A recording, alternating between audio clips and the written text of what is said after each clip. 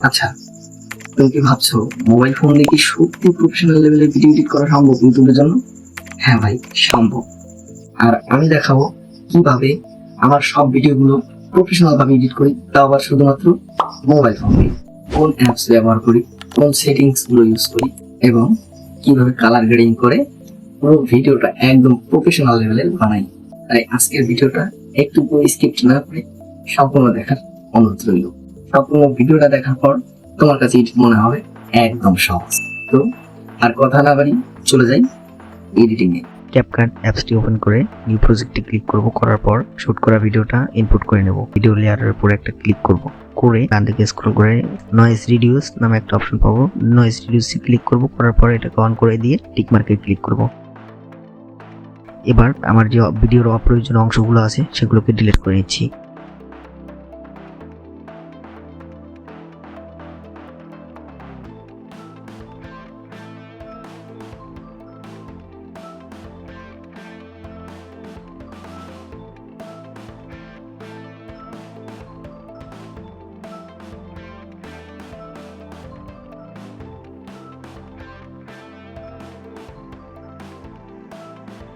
অপ্রয়োজনীয় অংশগুলো ডিলিট করার পর এটাকে 4K রেজোলিউশনে এক্সপোর্ট করে নেব।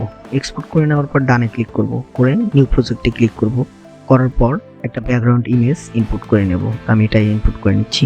ইনপুট করে নেওয়ার পর ওভারলিতে একটা ক্লিক করব। ওভারলিতে ক্লিক করে মাত্র যে ভিডিওটা এক্সপোর্ট করছেন সেটা আবার অ্যাড করে নেব।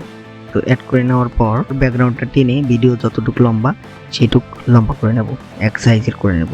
তো নেওয়ার পর এবার ভিডিও লেয়ারের উপরে একটা ক্লিক করব।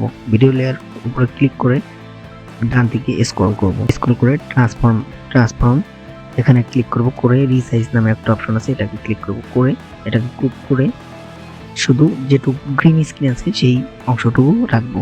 তো আমি গ্রুপ করে নিচ্ছি, নিয়ে টিকমার্কে ক্লিক করে নেব। টিকমার্কে ক্লিক করার পর ভিডিও লেয়ারের উপর একটা ক্লিক করব, করে স্ক্রল করব ডান দিকে, স্ক্রল করে রিমুভ বিজিতে ক্লিক করে অটো ব্যাকগ্রাউন্ড রিমুভ এটাতে একটা ক্লিক করে দেবো। দেখতে পাচ্ছেন আমার ব্যাকগ্রাউন্ডটা রিমুভ হয়ে গেছে। এবার এটাকে আমি অ্যাডজাস্ট করে নেব, যেটুকু রাখলে একদম রিয়েলিস্টিক মনে হবে সেটুকু করে নিচ্ছি। আপনি আপনার ভিডিও অনুযায়ী দেখে দেবেন। এরপর ব্যাকগ্রাউন্ড লেয়ারের উপর একটা ক্লিক করব, করে ডান দিকে স্ক্রল করে ইফেক্ট নামে অপশন পাবো। ইফেক্টে ক্লিক করে ভিডিও ইফেক্ট এখানে একটা ক্লিক করে দেবো। দেওয়ার পর নিচের দিকে স্ক্রল করবেন, নিচের দিকে স্ক্রল করে ব্লার নামে একটা ইফেক্ট পাবেন। ব্লার ইফেক্টটা সিলেক্ট করে নেব, নিয়ে আবার ওই ইফেক্টের উপর একটা ক্লিক করব, করে এটাকে আমি অ্যাডজাস্ট করে নিচ্ছি। এটাকে আমি 12 রাখছি। 12 রেখে দিয়ে টিক মার্কে ক্লিক করে দেবো। এরপর ভিডিও লেয়ারের উপরে আবার ক্লিক করব, করার পর ডান দিকে স্ক্রল করব। ডান দিকে একটু স্ক্রল করার পর এডিটাস নামে অপশন পাবেন, এডিটাসে ক্লিক করে ফেসে ক্লিক করব। করার পর ফেস এবং স্মুথ সিলেক্ট করব, করে এটাকে আমি 40 নাগাদ রেখে দিচ্ছি। এবার হোয়াইটিং এটাকে আমার ভিডিও অনুযায়ী আমি করে নিচ্ছি অ্যাডজাস্ট। আপনি আপনার ভিডিও অনুযায়ী করে নেবেন, যেটুকু রাখলে আপনার ভিডিও ভালো লাগবে সেটুকু করে নেবেন। অ্যাডজাস্ট করে নেওয়ার পর টিক মার্কে ক্লিক করে দেবো। টিক মার্কে ক্লিক করার পর ভিডিও লেয়ারের উপর আবার একটা ক্লিক করব। ভিডিও লেয়ারের উপর একটা ক্লিক করে দেবো। ভিডিও লেয়ারের উপরে ক্লিক করে ডান দিকে স্ক্রল করব, করার পর রিলাইট নামে একটা অপশন পাবো। রিলাইটে একটা ক্লিক করে দেবো। রিলাইটে ক্লিক করার পর প্রথমে যে ইফেক্টটা আছে ওয়ার্ম এটিএম, ওটার উপরে ডাবল ক্লিক করব। ক্লিক করে দেওয়ার পর এখানে লাইট পয়েন্টারটা টেনে এই ল্যাম্পের উপরে রাখবো, যাতে মনে হয় যে ল্যাম্প থেকে যে আলোটা পড়ছে সেটা আমার ফেসের উপরে পড়ছে, যাতে প্রফেশনাল বা রিয়েলিস্টিক দেখায়। এরপর লাইট টু এটা সিলেক্ট করে এটাকে আমি ডিলিট করে দেবো। ডিলিট করে দেওয়ার পর আমার ল্যাম্পের যে লাইটের কালারটা আছে আমি এই কালারটা খুঁজে বের করে ওটাকে সিলেক্ট করে নিচ্ছি। নেওয়ার পর ইন্টেন্সিটি আমি 18 রেখে দিচ্ছি। আপনারা আপনার ভিডিও অনুযায়ী রেখে দেবেন, যেটুকু রাখলে ভালো লাগে সেটুকু রেখে দেবেন। রিডিউস রেখে দিচ্ছি 69। এখানে হাইলাইটটা আমি বাড়িয়ে 28 রেখে দিচ্ছি।